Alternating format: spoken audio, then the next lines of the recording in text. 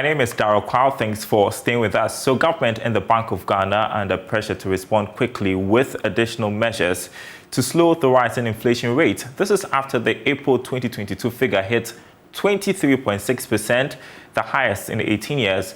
The finance minister was asked today about how government intends to tackle the skyrocketing inflation and its impact on the consumer. Here is his response. What can we do? I think really Cabinet was quite prescient about the budget that we had and the theme of building an entrepreneurial society is pretty clear. We're not even sure that these things were going to happen. So the 10 billion CD intervention, where you are then going to have people create their own jobs, you know, and have work to do, is going to be important and enhance productivity towards this. Because imported inflation, what are you going to do about food, fuel, you know, and financing from out there? The question is whether you can get our people working, whether our people can be more productive, so that we move towards, you know, an environment in which lives and livelihoods are protected, but people are in control of their destiny. Because we just have to deal with a new world order, and the tail of these things are usually long. The COVID tail is long. Now the Ukraine war is also going to affect that. So yes, we need to find a means of bringing skills, technology, and appropriate financing. Because we just have to deal with a new world order, and the tail of these things are usually long. The COVID tail is long. Now the Ukraine war is also going to affect that. So yes, we need to find a means of bringing skills, technology, and appropriate financing. You know, and once again, I'll give it to the Cabinet for thinking through this whole intervention of a development bank, where, you know, the questions were, well, why another development bank? What is it going to do? Now we see what that is, $800 million of that, to be able to give long-term financing to various financial institutions. The finance minister there, Ken Ofori-Atta, speaking at a presser to announce programs for the upcoming Africa Development Bank program. We can now speak with Dr. Williams Bepra, who is the Chief Finance Officer at the Valley View University. So inflation has come to be understood, Doc, as a global phenomenon. So it appears government cannot stop it, the skyrocketing numbers, I mean. Is that the case? Thank you very much, Darryl, for calling me. I think that we shouldn't say that should be the case. So if you notice what really happened, according to the government statistician, the major items that really went up include food, and which is something that we grow as a country. So if we have a program called Planting for Food and Jobs, what is happening to it that we cannot be able to control the price of food? In it, the main element, which is the driver, according to the government statistician, is transport. So transport went as high as 33.5%. So in a way for government to be able to control this element, what I'm going to propose may be something against what we normally do, but this is what must be done when a country is experiencing a high sky inflation in the country, which is affecting the livelihood of Ghanaians. So the first proposal which I am putting on the table is that government may have to look at this fuel pricing control mechanism. I'm proposing that we may have to be thinking also under price control in terms of fuel pricing. Can government be able to come in for a while, as they did when it happened until December, to bring some mitigation measures? Because the pricing control mechanism will slow down the growth or the increased rate in transportation. And already, after yesterday, we heard transport operators are even going to increase by 20%. So it will make the case very worse. So once we are able to control the transport sector, it will have a ripple effect on food. It also have a ripple effect on even the housing sector, which also went up, water and electricity, because all of these areas rely on fuel. So you look at it critically, government may have to come in and probably come in with a pricing control mechanism for a while, because that is a measure of controlling inflation. In terms of the monetary side, inflation simply means as a country, we are spending more than we produce our goods and services. So government may have to also look at a way to reduce the spending activity in the country. First, government may have to check its own spending. When government does that, the impact is that government will have to revise its growth rate that they have set for 2022. So the 5 point something set, I'm sure if government wants to stop the inflation, they must revise it lower, and government must reduce its expenditure. Central bank, as has already been mentioned, must be thinking of bringing what we call the contrasting monetary policy. That is, one, increase monetary policy rate so that it will control inflation, and two, also increase the reserve requirement for banks. In that case, banks will be limited by giving more money or putting more money in the economy. In effect, we have to intentionally, as a country, slow down the growth to be able to curtail what we are seeing now. If not, if it goes like this, it's going to go around the 1998, 1999, 2000 period where inflation was around 40%. And if we don't take care, by August, we'll be hitting around 40% inflation. So government must have an intention to make sure that it slows down growth. 40% in August, that's quite scary. Well, the finance minister this morning was asked about the rising inflation numbers, and he was essentially asked, how is government working to alleviate the impact on the consumer? And then he goes on about how this is a global phenomenon and talks about government's 10 billion cedi package to support entrepreneurs, create jobs and increase productivity. To what extent would this mitigate the impact on the public? So if you understand how inflation works, the critical definition is that if a country, you have your citizenry spending more than you are producing your goods and service, then that is when inflation comes in. So the plan that I see the finance minister mentioning is to boost production. So if government is able to boost production in terms of goods and services, it will slow down inflation. That is why he was talking about the 10 billion agenda.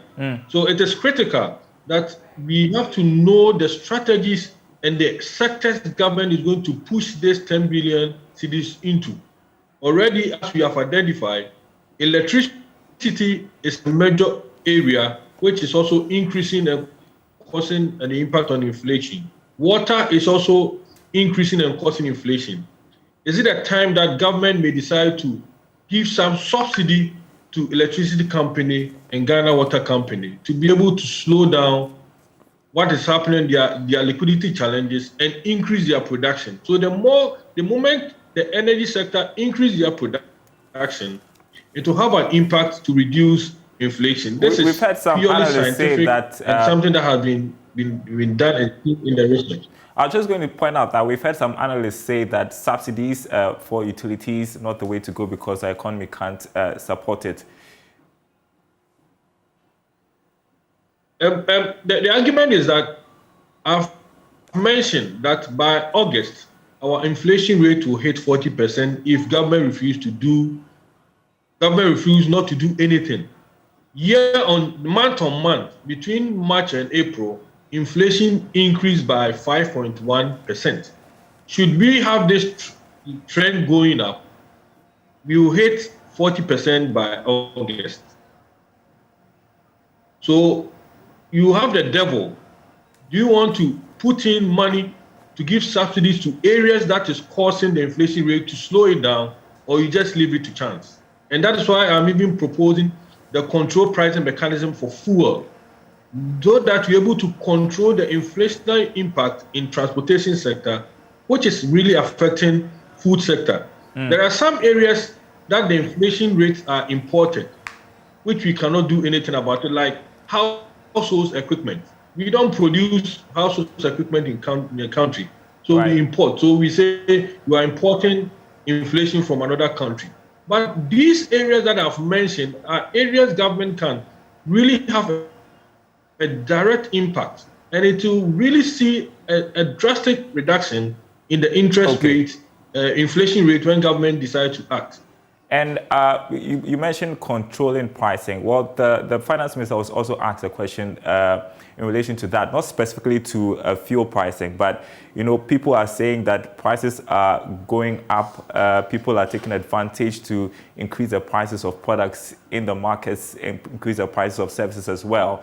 And so he was asked, should we start this regime where we will control prices? He says that is not an option. You agree?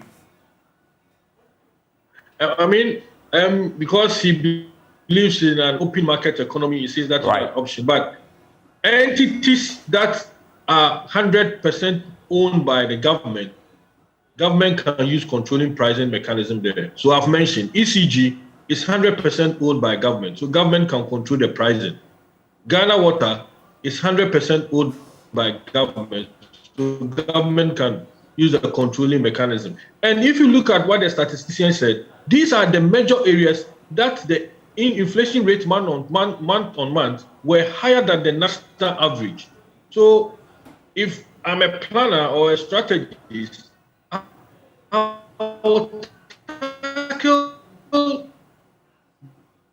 the 20%, the biggest area, which is having a major impact in our economy, before I come and look at the private sector. So the private sector, you cannot control the price, but entities that are within government domain, that their increases will destroy or have a major impact in government. Either you tell ECG subsidy of this amount to be able to help you to sustain, and so that you also not collapse. That is what is happening yesterday at PUR.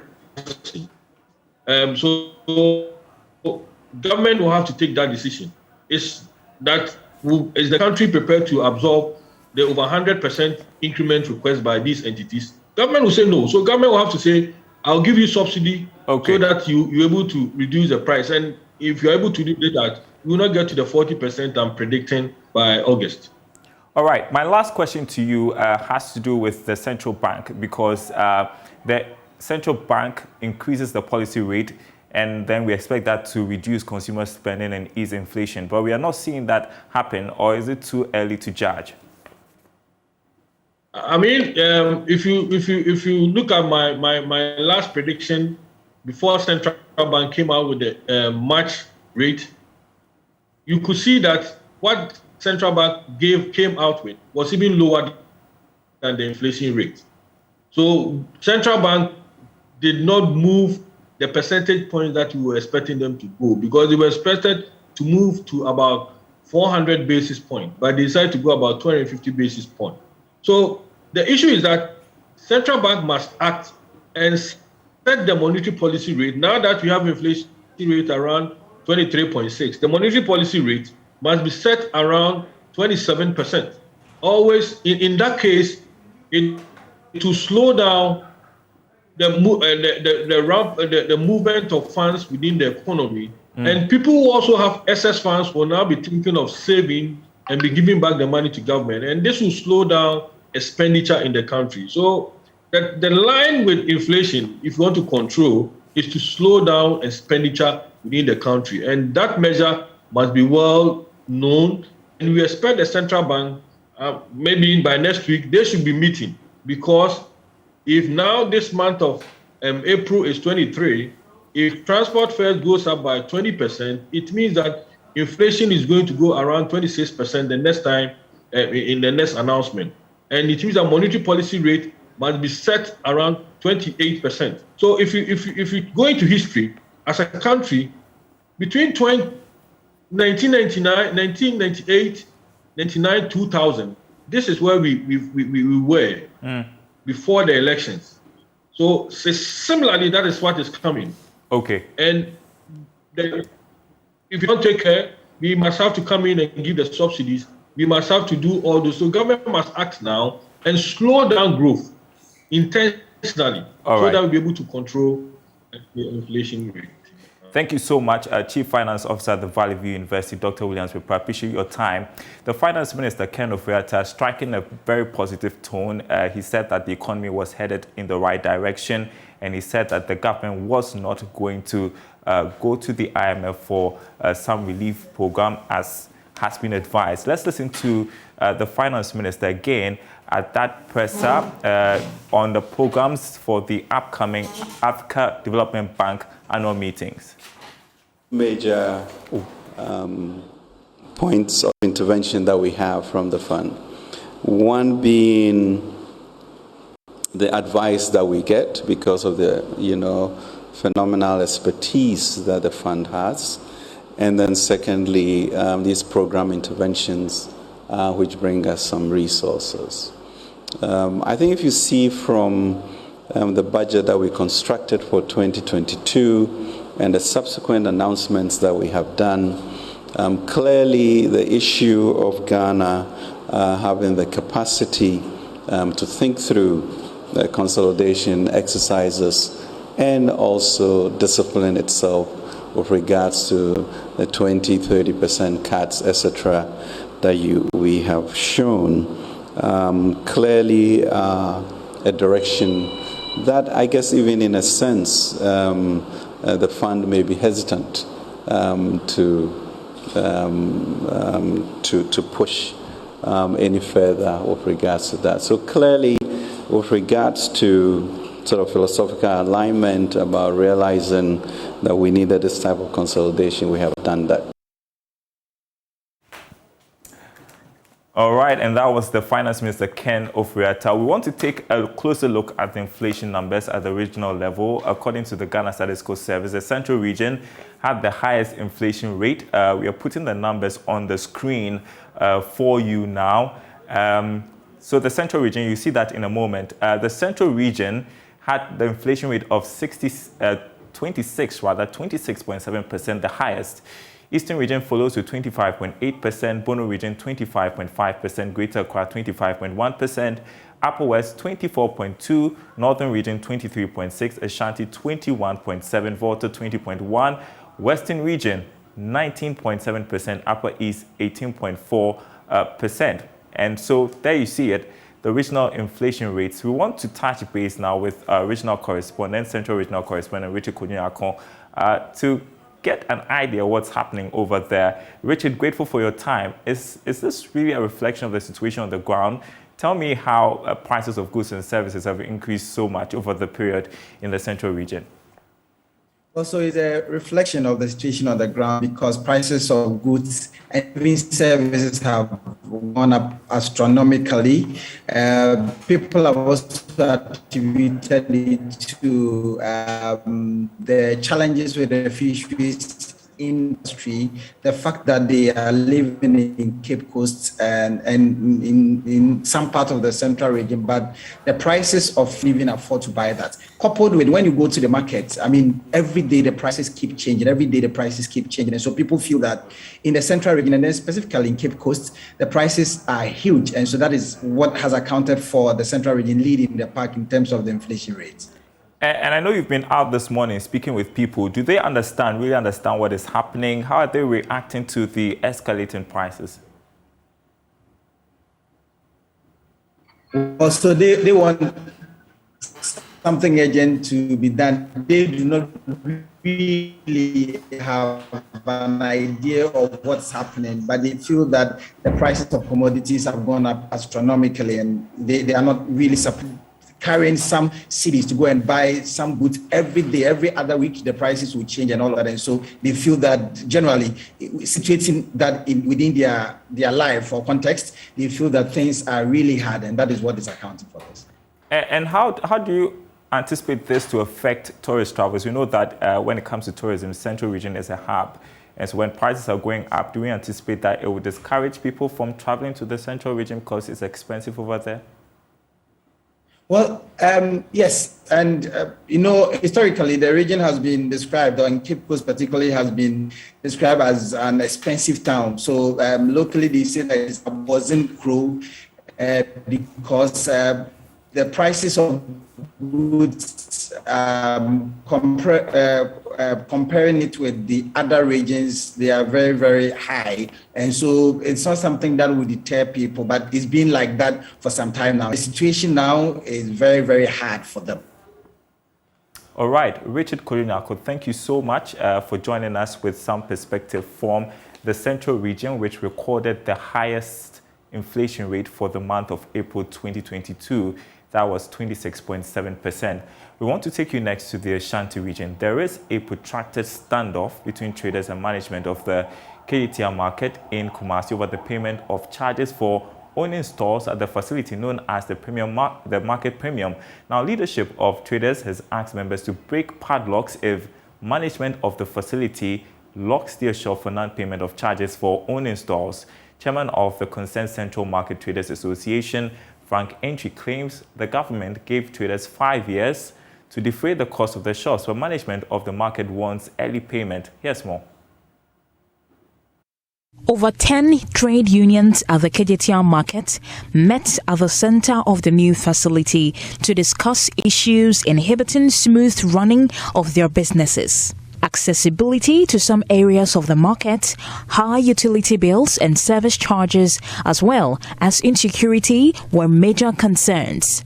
Chairman of Concerned Central Market Traders Association, Frank Entry, says management is gradually pushing them out of business by locking their shops. So I told my members that if you come to your shop and you see that the management lock your shop with padlock without the court notice, you break up, because we are sure on them that we have 5 years mandate to pay the premium.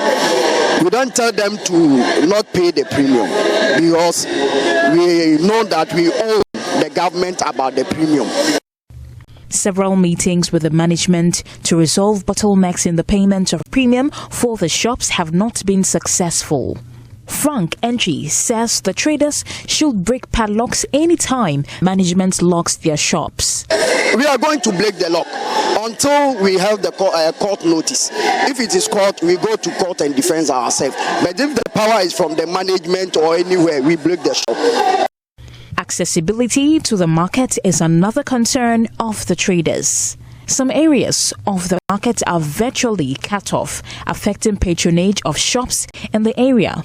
The public relations officer for the Kejetia Traders Association, Andrews Kofi, says there have been appeals for additional gates to the facility. The market, what is the purpose of market? For people to enter and go freely. If there is chaos here, I bet you we will find it difficult to evacuate everything here. How many gates are here? The gates, we have about 7 gates. We need more than 20. We need more than 20 gates here. So this is one of our problems. You see, the area is locked. Kejetia is not accessible. And there are other markets around. If the person who is coming here does not find the place accessible, he will decide to buy his thing somewhere. Awuku Malik's report read to you.